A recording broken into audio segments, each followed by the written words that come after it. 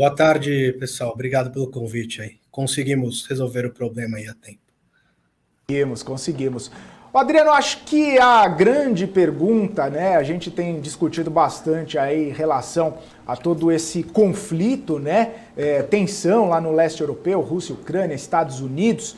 O Brasil, muitas vezes, né, a gente viu nos últimos pregões, não dando muita trela para essa tensão toda, mas nos últimos pregões caiu, 3 pregões consecutivos, hoje já respira um pouco mais aliviado. Queria saber como que está a sua visão a respeito dessa situação, como que os investidores estão levando aqui no Brasil toda essa movimentação, como que os investidores estão olhando, né, essa tensão, os medos, os receios, ou se não está tendo muita... se não está tendo muita bola para essa situação lá fora, principalmente porque a bolsa aqui brasileira está virando o head do gringo. Como que você vê toda essa questão aqui, essa movimentação toda? Acho que isso é interessante já começar com um dado aí que tem levantado bastante atenção, né, de todo o mercado. Desde o começo do ano, o estrangeiro entrou com mais de 50 bilhões, 53 bilhões, para ser mais preciso, aí até ontem aí no mercado acionário brasileiro. Tá? Só para ter uma referência, no ano passado inteiro, a entrada de estrangeiro foi de 71 bilhões. Ou seja, a gente não completou nem 2 meses ainda esse ano, e aí já teve uma entrada não próxima, mas muito relevante aí perto do que foi a entrada de 71 bilhões no ano passado. Né? Em compensação, por outro lado, a gente vê como destaque saída de pessoa física institucionais. Institucionais seriam, acho que, as grandes gestoras de fundo e os fundos de pensão também. Né? Acho que boa parte dessa saída aí pode ser facilmente explicado aí pelo aumento da taxa de juros, né? Ou seja, muita gente olhando investimentos atrelados à taxa de juros como uma opção aí menos arriscada, né? E que no passado, com a Selic mais baixa, os investimentos ficavam muito pouco atrativos aí também, né? O que o Cabral já vinha falando aí, né? A gente pode dar como referência aí. Eu estava olhando lá no Tesouro Direto hoje, que são títulos do governo. Hoje estão pagando aí um rendimento aí de 11,5% ao ano, né? Para 10 anos, né? E é um ativo muito menos arriscado. Tá? Agora, vamos lá, tentar explicar um pouquinho dessa entrada de fluxo estrangeiro. Tem uma linha aí que eu acredito muito, que é o que você mencionou, que seria essa migração de recursos de países desenvolvidos, principalmente dos Estados Unidos, né? E não só o Brasil, acho que mercados emergentes, tirando Rússia agora, né, que teve esse evento aí que foi muito complicado, né? Mas a gente ainda é enxergado aí como uma bolsa de commodities, né? Se você pegar o peso de bancos que tem bancos dentro do Ibovespa que tem 30%, commodities tem mais de 30% também de peso, né? A gente acaba sendo levado aí também por essa boom aí nas commodities que está rolando. Tá? Agora, eu acredito, sinceramente, que os investidores globais acabaram saindo de mercados desenvolvidos dos Estados Unidos e agora mais intensificado com essa tensão geopolítica global entre Rússia, Ucrânia e Estados Unidos, né, e migrando para países emergentes onde o Brasil se inclui. Ô Adriano, deixa eu pegar um gancho aí no que você falou, e eu acho que é uma grande dúvida, né? Eu queria a sua percepção. Esse capital que está vindo para o Brasil é um capital especulativo de curto prazo, né? Para um trade aqui, aproveitar essa alta de commodities e sair ou não? Você acha que tem bons fundamentos e é um capital que veio para ficar? Geralmente a gente consegue ver esse fluxo de estrangeiro como um investimento um pouco mais de longo prazo, tá? Obviamente isso daí muda de acordo com as notícias que vão saindo, né? Com a situação econômica global, né? Mas geralmente é o que todos os locais, principalmente os gestores de fundos preferem. Não, eu quero esse dinheiro de estrangeiro porque é um passivo um pouco mais duradouro, né? Então geralmente esse fluxo aí dura mais, aí o pessoal enxerga, entra aqui visando um longo prazo um pouco maior. Aí eu te faço uma pergunta. O fluxo de semana passada sai amanhã às 2h30. Mas o fluxo de semana retrasada não foi grande. O fluxo de semana retrasada, você teve entrada de 600 milhões e 1,5 bi foi para a Bolsa. Eu, particularmente, não acredito que teve resgate de renda fixa a favor da Bolsa. Então, quer dizer, a minha dúvida é, o grande fluxo já entrou e ele só está redistribuindo internamente ou ainda tem dinheiro novo na mesa? Eu acredito, Cabral, assim, que boa parte desse movimento que a gente viu de mercado de renda variável para renda fixa já vem acontecendo desde o ano passado, principalmente no segundo semestre do ano passado, né? Então agora ainda poderia ter um outro restício assim de recursos indo de renda fixa para a Bolsa, mas acho que numa intensidade menor do que a gente viu, né, ao longo dos últimos meses, principalmente no segundo semestre do ano passado, tá? Especificamente de gringo. Se você pegar especificamente gringo, na primeira semana de fevereiro entrou dólar de caminhão. Tem até um câmbio muito estranho ali. Um câmbio que chama atenção no dia 2 de fevereiro, 2.400. E a média dia é 300 milhões de dólares. Então tem um câmbio muito, muito alto, especificamente no dia 2. E se você pegar a semana do dia 7 a 11, teve dias de saída de câmbio pela conta financeira. Sim. Então a dúvida que eu tenho não é uma afirmação, é apenas uma dúvida. Será que o grande fluxo para a Bolsa já internou a grana ou ainda tem dinheiro novo para vir, entendeu? Eu acho que essa pergunta é muito complicada de fazer, mas a gente viu que desacelerou de fato, né, Cabral? Se você pegar as 3 primeiras semanas de janeiro ou janeiro, desses 53 bilhões que a gente viu até agora, tinha entrado mais de 40 bilhões, né? Então a intensidade foi muito maior nesse começo do ano, principalmente em janeiro, né? Então eu acho que você está certo quando fala que esse dinheiro aí vem desacelerando. Agora eu acho que é muito difícil a gente falar que não poderia vir mais, ou acho que vai depender muito da situação, principalmente lá de fora, global. Fechou. Ô Adriano, tem uma pergunta no nosso chat aqui. O especulador está falando o seguinte, que essa saída dos institucionais também pode ser encarada como o stop dos institucionais nas suas posições. E se isso é verdade, aí é uma pergunta minha, por que os investidores brasileiros estariam, né, pedindo esses resgates, estariam estopando algumas posições justamente nesse momento, né, nesses últimos mês e meio, pelo menos, onde a Bolsa está recebendo esse volume, está recebendo esse investimento do estrangeiro, né, o gringo está vindo para cá, está aumentando aí o nosso índice, está melhorando os resultados aí das empresas, pelo menos nos preços de tela. Essa seria a minha pergunta, complementando a pergunta do nosso chat aqui, se seria lida também como o stop nos institucionais. Eu acho que, na verdade, a gente pode juntar, seria um combo, a resposta, né?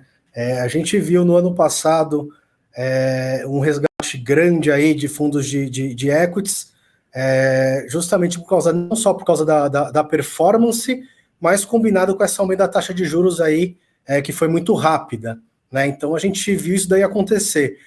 O que a gente enxerga também é que na indústria de fundos existem prazos de resgate, né? Então, por exemplo, se você pede o resgate de um fundo agora, pode ser que esse fundo tenha uma carência de 30, 60, 90 dias, né? Então esse fluxo pode acontecer de aparecer essa saída ao longo desses 90 dias, não acontecer imediatamente. Então poderia ter um carrego ainda desses resgates aí acontecendo, dos resgates que aconteceram no passado, tá?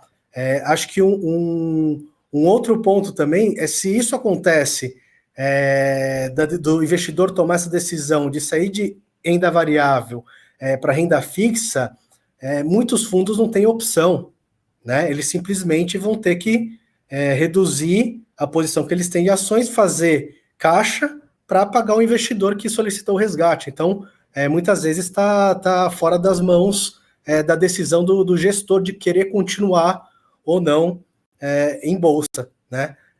E eu acho que tem uma coisa que a gente já aprendeu aí, quem é macaco velho do mercado está há um longo tempo aí, o que a gente percebe, a gente sempre falava que essa máxima era mais atrelada para estrangeiro, mas acaba valendo muito para investidor, pessoa física também, que os investidores não gostam de incerteza, né? E eu acho que incerteza hoje é o que a gente mais tem, né? Então você junta conflito geopolítico, a parte fiscal é complicada,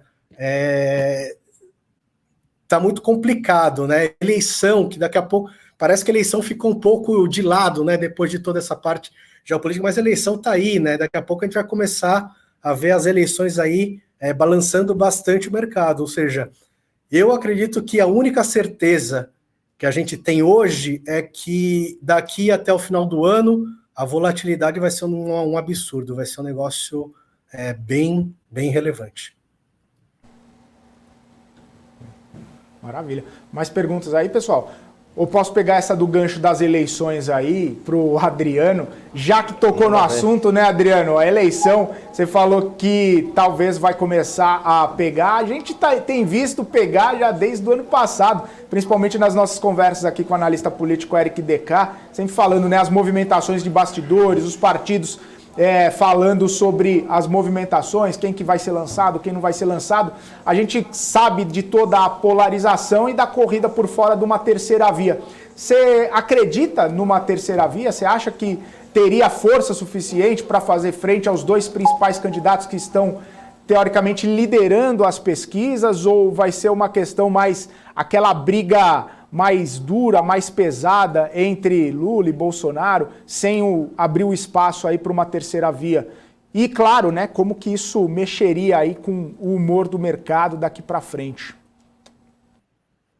Acho que ainda é muito cedo para falar, tá? Eu acho que conversando com bastante gestores e olhando o comportamento de mercado, eu acho que tem 2 pontos aí que valeria levantar. Eu acho que hoje a gente não vê o mercado acreditando muito numa terceira via forte, né? Brigando por esses 2 candidatos aqui que a gente já conhece, né? E o segundo ponto é que eu conversando com bastante gestores, muitos enxergam, eu falo bastante conversando com gestores, porque geralmente são eles que mexem o mercado, né? São eles que estão lá fazendo as operações, eles que estão movimentando o mercado. Então é sempre interessante ver o que eles pensam com uma proxy do que poderia acontecer com o mercado. O que eu ouço muito falar é que dessa vez, diferentemente de outros anos, a gente não tem, nesses 2 cenários, uma grande novidade, né? Então, o atual governo, a gente já sabe mais ou menos como que ele atua, não sei se ele vai fazer alguma coisa diferente, né? E o Lula, todo mundo já conheceu o governo dele e já poderia ter uma ideia do que poderia vir, né? Então, acho que esse ponto é interessante de não ter uma grande novidade aí para o cenário aí para frente, independente do novo governo, ou atual governo. Uhum. Maravilha. Fique à vontade, viu? Agora o mercado vai balançar. O mercado, Adriano, cada pesquisa que você falou que muito sai, vai ser um negócio bem complicado. dessa volatilidade, né? Por N razões aí, eleições, fiscal, crise geopolítica, tem até a famigerada pandemia, né? E aí, o que você recomenda aí? O que o investidor pode fazer? É correr para dólar nessa hora? Costuma subir, né? Nesses momentos. Aliás, estou achando o dólar muito baixo, né? Você não está achando frente a todas essas incertezas? Eu ainda acho que... Eu nem vou entrar no mérito de recomendação agora, porque acho que qualquer coisa que a gente fala agora é chute. Deixa isso aí com gestores lá que estão... são pagos para isso aí, para fazer o dinheiro dos investidores renderem aí, render, mas como eu falei, assim, acho que a única certeza é que a volatilidade vai ser um negócio absurdo, e eu acho que vai ter muita gente mudando de opinião, ou comemorando ou não, durante esse ano aí. Vai ser um negócio bastante complicado. Só para a gente ter ideia, a curva de juros caía meia hora atrás. Ela está subindo de ponta a ponta. Quando a gente começou o marketing, mesmo essa S&P, Cabral, quase. Oi? Mesmo essa S&P, Cabral, já estava preparando aqui para a reunião para falar sobre a bolsa lá caindo e a bolsa aqui subindo, esse beta negativo aí entre as duas bolsas. E aí, quando eu olhei lá, a bolsa dos Estados Unidos já estava subindo. Aí, antes de subir aqui para a sala de reunião para falar com vocês, já estava caindo de novo. Ou seja, essa volatilidade que a gente vem falando aí, eu acho que isso aí, mais do que qualquer coisa, mostra a incerteza, né, do investidor. Né? O pessoal acho que está muito com dificuldade de ter uma leitura aí do que realmente pode acontecer. Né? E lá fora acelerando, né, Adriano? Acelerando perdas aí, o S&P 1,24 e a Nasdaq 1,57 de perda, né? No começo do programa aqui estava zero ou qualquer coisa, né? Então, inclusive, esperando pela fala, pelo pronunciamento do presidente Joe Biden, né? A gente está aqui de olho e assim que começar, inclusive, a gente vai fazer essa transmissão e o Joe Biden ele vai fazer um pronunciamento aí sobre essa questão Rússia-Ucrânia, né? Todo mundo monitorando essa situação para saber o que vai acontecer, né? Essa é uma questão bastante importante. Diga lá, Gani. Não, o Adriano, e teria pelo menos alguns setores ou algum setor um pouco mais resiliente ou não? A volatilidade é um risco sistêmico aí que vem e vai pegar todo mundo. Eu acho que a gente consegue mapear alguns setores mais resilientes, mas é aquela história, né? A gente precisa ver direitinho qual que é a variável que a gente está olhando, né? Como a gente tem eleição no horizonte, né? O horizonte pode mexer a eleição pode mexer diretamente com esse cenário de câmbio e juros, né? Que setor é mais resiliente em relação a câmbio e juros, né? Vamos dar um exemplo aqui, o setor elétrico, por exemplo, né? O setor elétrico tende a ser um setor mais resiliente. Você pega umas transmissoras de energia, tem uma receita mais recorrente, boa pagadora de dividendos, né? Deveria ser algo mais resiliente. Se os juros começam a subir de uma hora para outra, se você pegar o setor elétrico olhando para juros, já não é um setor tão resiliente assim, né? Então, acho que vai depender muito desse macro aí, dessas variáveis macros aí, para a gente entender qual setor realmente é mais resiliente ou não. Mas de pronto, assim, o que o mercado sempre enxergou como setores mais resilientes são esses setores que têm uma previsibilidade um pouco maior. Né? Então, você pega setor de telecom, setor de energia elétrica, né? Esses setores aí tendem a ser setores mais resilientes, até bancos, né? Como exemplo, aí acho que poderia ser dado também. Mas é muito interessante, né? Se você pegar durante o ano, né?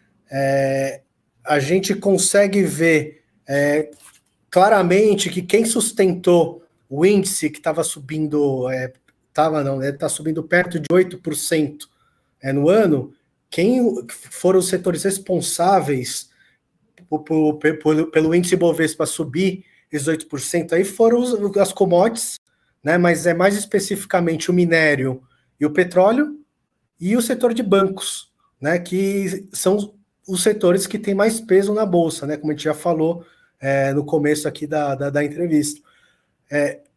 Eu acredito que durante o ano, olhando para o setor, para o mercado local, a gente vai ver muito esse tema que a gente fala de rotation, né? Que é commodities contra bancos, bancos contra setor doméstico, o varejo puro contra e-commerce, né? O e-commerce, por exemplo, esse ano foi uma das maiores quedas, se não a maior queda, o setor de maior queda desse ano aqui. O que surpreendeu bastante gente também. Né? Então, é influenciado por juros, é influenciado pelo beta da Bolsa, uma demanda aí um pouco mais complicada do que o pessoal imaginava, né? O que eu acho que a gente vai ver durante o ano vai ser muito essa rotação entre setores, dado que eu não vejo muito mercado local captando grana, ou seja, vindo muito dinheiro de renda fixa de novo para equities, né? E com o estrangeiro, conforme o Cabral falou já, desacelerando um pouquinho essa entrada de fluxo, igual a gente viu no começo do ano, né? Então, se o estrangeiro não voltar para a Bolsa, e eu acho que o estrangeiro, se voltar, tenderia a voltar para esses setores mais líquidos, né? Ou seja, bancos, commodities, eu acho que seriam os setores aí mais voltados aí para estrangeiro, né? Se a gente não vê esses fluxos aí dando alguma distorcida, eu acredito que a gente vai ver muito durante o ano esse negócio de rotação entre os setores doméstico, contra bancos, bancos contra commodities. Eu acho que vai ser alguns temas assim que a gente vai ver durante o ano por muitas vezes aí. Deixa eu tirar a dúvida contigo. O que vocês estão pensando de decisão de Fed e FONC aí para os próximos meses? E o que isso pode afetar o Brasil? Nossa, Cabral, eu tenho que bater um papo que ele atualizou agora com o nosso economista aqui, tá? Mas a gente ainda estava junto com o consenso do mercado, Cabral. A gente não fez nenhuma mudança ainda tão relevante assim, tá? Fechado. Eu queria só seguir um pouquinho, Adriano, ainda na questão lá das commodities, né? Porque hoje praticamente o petróleo chegou aos $100, aí acabou a Olimpíada de Inverno lá na China, minério talvez podendo crescer um pouco mais, embora ainda tenha bastante pressão, né? Para reduzir estoques, a China falando lá que estão manipulando o preço, então a gente ainda não sabe muito bem para onde que vai, né? Se vai permitir um comércio, vai liberar um pouco mais o comércio, produção e tudo mais, vai demandar mais, ou se eles vão fazer liberar os estoques. Mas a minha pergunta é justamente sobre esse setor, porque você falou do dinheiro estrangeiro que vem basicamente para esses setores. Quer saber como que está essa perspectiva, se eles conseguem, mesmo em meio à volatilidade de eleição e tudo mais, eles conseguem levar a Bolsa para uns patamares, inclusive que a gente está vendo algumas pessoas projetando. Olha, fim do ano, Bolsa chegando 120, 125, 130 mil pontos. São esses setores, petróleo, commodities, banco, que vai levar a esses patamares aí, mesmo com toda a volatilidade da eleição. Como que você está vendo toda essa mistura aí? Eu acredito que se o pessoal enxerga que a Bolsa vai estar nesses patamares para frente, só pode depender de commodities e bancos. É muito em função do peso que eles têm no índice, é um negócio muito desproporcional, né? Então você pega bancos colocando a parte de não financeiras a gente fala B3, Cielo, Porto Seguradoras, né, BB Seguridade, Caixa Seguridade também, eles têm um peso absurdo, né? 30% do índice, mais commodities, 30% do índice aí também, ou seja, ele está falando de 60% do índice, esses setores aí que você falou. Ou seja, para a Bolsa chegar nesses patamares, né, esses setores vão ter que andar, não tem outra explicação. Seria muito complicado só os outros, a parte doméstica, incluindo elétricas, né, conseguirem puxar a Bolsa nesse patamar. Acho que seria algo muito, muito complicado. Você falou aí do setor bancário, né, um setor mais defensivo. Tem aquela grande tese aí das fintechs ameaçando os bancos. Como é que você vê isso daí, né? Você acha que realmente é uma ameaça ou não? Os grandes bancos acabam conseguindo reagir? Como é que você está vendo essa tese aí? Eu estava ouvindo a entrevista de vocês antes aqui, o papo de vocês aqui. O Cabral até saiu da sala, Cabral.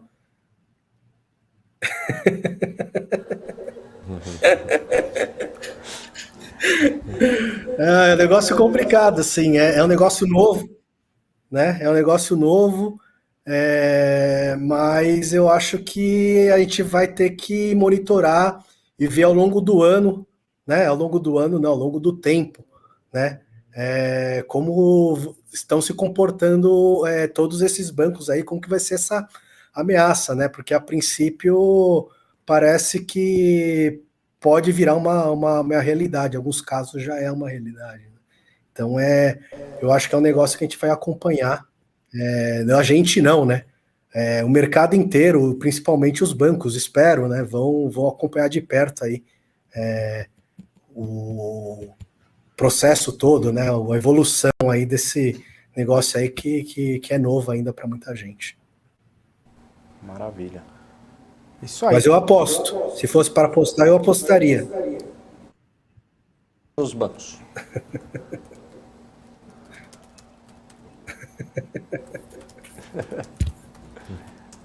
Entendeu? Não? É isso aí. É isso aí. Essa é a questão. Adriano, eu queria pedir para você deixar suas considerações finais, por gentileza, e já agradecendo muito aí sua participação aqui com a gente. Obrigado por estar aqui no BMC Market. Bom, eu que agradeço aí, é a primeira vez que eu participo aí com vocês. Prazer imenso aí, estou à disposição. E vamos se segurar aí, porque esse ano promete muito aí. Difícil falar qualquer coisa agora, porque vai mudar cada dia. Esse negócio aí vai ser uma montanha-russa. Espero que bom pra gente. Maravilha. Adriano, obrigado mais uma vez. Espero que volte mais vezes aí para bater um papo com a gente. Papo muito bacana. Uhum. Até uma próxima, então. Uma ótima semana para você. E manda um abraço pro Liao aí. Obrigado, Liao Yuxi. Ele é o nosso educador principal aqui, Cabral. Eu conheço ele do mundo de educação aí, dos professores. O Liao, acho que é professor do INSPER. Eu dei aula para ele no evento da CVM há muito tempo atrás, aí peguei contato. Legal. O cara que foi ver o Palmeiras ser vice no Catar, lá na Arábia, sei lá. Chico Cabral mandou um abraço. Ele tá fazendo esse trabalho muito bem aqui, Cabral, mas eu repasso o abraço para ele, pode deixar. Fechou. Achei que o Gani ia fazer a pergunta de investigador. Você torce para que time, Adriano? Deixa eu aproveitar, né? Tem um momento Jô Soares do programa. Cuidado, que o Gani é curioso. Vai perguntar se você é casado, se você mora onde, qual time que você torce. Espera só. Qualquer coisa eu levanto. Adriano, você tem cara de São Paulino igual eu. Você é São Paulino, Adriano? Não, vamos lá. Eu sou o japonês tradicional, vamos dizer. Fiz Bandeirantes, Colégio Bandeirantes. Pô, eu fiz... Fiz escola... lá. Você fez Bandeirantes? Que ano você se formou lá, Adriano? Tira o Felipe da... 96 me formei lá, Gani. 95? Pô, a gente foi 96. contemporâneo. Eu me formei em 97. Pô, ele foi de 96, Gani. 96? 96 foi quase lá. Você era meu bicho do colegial. Eu era seu bicho. Tinha um grande amigo da tua turma ali, não sei se é o Flávio Cotait, né? Hoje é oftalmologista. Olha só, que maravilha. Sei. Você lembra? Conheço a turma. Então, que mundo pequeno, Conheço. Cara. Pois é. Conheço. Jogava futebol com ele. Ele jogava exatamente, nervoso ele, né? Um cara lendário. nervoso, meio esquentado. Exatamente. Agora tá tranquilo. Mas e aí depois eu fui para Poli, fiz Poli, engenharia na Poli, como bom japonês, né? A única coisa que eu fujo, geralmente na média, acho que o japonês é São Paulino, né? Mas aí eu sou corintiano, gente. Eu falei, eu fui com a cara dele, bati o olho e falei, pô, gente porque boa você demais. me decepcionou, só isso você me decepcionou. Pô, mas você tem eu tô olhando pra tua boca, você tem todos os dentes, maluco. Corintiano subiu na vida, Cabral. Prótese, tá mais no estereótipo. Chega, senão a gente vai começar a falar do Flamengo, do Cabral, das fragrâncias e dos cheiros. Valeu, Adriano! Um abraço pra você. Obrigado, gente.